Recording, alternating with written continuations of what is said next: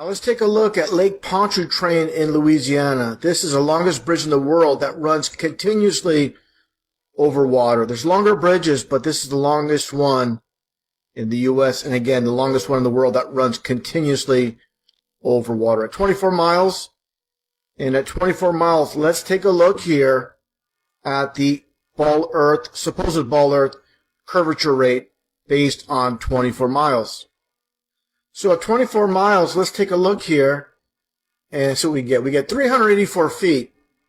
And let's take a look again at Lake Pontchartrain. And the aspect of perspective really needs to be understood before moving forward when it comes to this bridge in particular as we get this side angle. And I'm going to put pause right here. And as you can see, the concrete pilings as you move your way along the bridge.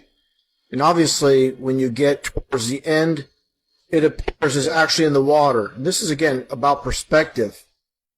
Just as you see here, the telephone poles are the same height, but due to perspective, the nearest one looks the tallest, and the one in the distance obviously looks shorter, and obviously there's something called the vanishing point. Just like you see here, it's just a depiction, but these are real, of course, utility lines, utility poles. And obviously the one closest looks the tallest, the one in the distance looks like it's going down. It's not due to curvature, it's just due to how the human eye works, again, perspective. Just like the sun, how it works in the sky. It doesn't sink per se, it's just due to perspective and how the human eye works. It remains a constant height, and as it circles above the flat earth, due to perspective, it only appears to go down, when in actuality the sun never sets.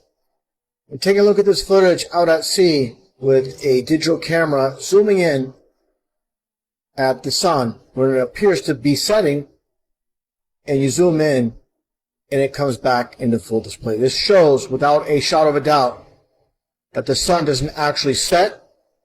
It's just due to perspective, like I showed earlier Thursday. Same exact concept with the utility, the telephone poles, and as I demonstrated here in this model. So these models that are shown match our observed reality as well. Now getting back on topic with Lake Pontchartrain, again at 24 miles, which would calculate to 384 feet when it comes to the so-called curvature rate. Now just for reference, let's take a look at the Statue of Liberty, 301 feet tall, from the bottom to the very top of the torch itself. And as you can see, obviously, the Statue of Liberty in the New York Harbor. And for comparison, let's compare the size to a human on ground level. As you can see here, very tall. And again, 301 feet tall compared to 384 feet. That would be the drop for Lake Pontchartrain from one end to another. And just another perspective from the very top. And this is back from 1985 when they replaced the torch itself. And as you can see, it's a very long way down. And that gets into, again, Lake Pontchartrain, which we can see from this vantage point. Obviously very flat as a pancake. And again, due to perspective, the concrete supporters, the pilings, as you can see, they appear taller here. In the distance, they appear to be in the water itself. And this is, again, due to perspective and how the human eye works. And for reference, an overhead view of Lake Pontchartrain and the bridge itself. And let's get to this time-lapse footage. As you can see here, I inserted, just for reference, the Statue of Liberty in the water itself. Now you tell me, is there any deviation in the bridge itself that would quantify 384 feet of curvature? Again, the Statue of Liberty itself at 301 feet, and all we see is flat water. And this bridge, for the most part, there are peaks and valleys, as you can see right here.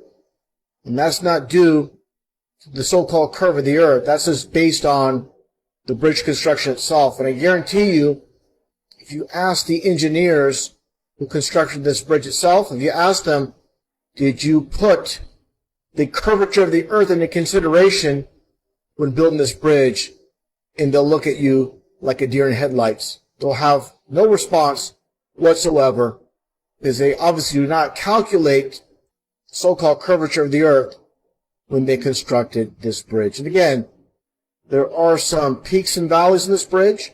There's ups and downs, but nothing in the realm of a 384-foot drop when it comes to the so-called ball earth. I'll play this a little bit more. Again, this is a time lapse, obviously, but this is a 24-mile bridge, so it's going to take a little bit of time to get to the very end, but we're getting there. And again, no way there's nearly a 400-foot drop from start to finish. Flat as a pancake, no doubt whatsoever. We live on a flat earth. Not only that, it's obviously stationary, God created, and again, unfortunately, the majority of society has been brainwashed, blinded by science, and anytime you present the truth, no matter how objective the proof is, it'll be denied, it'll be ignored, because that's how powerful the programming is.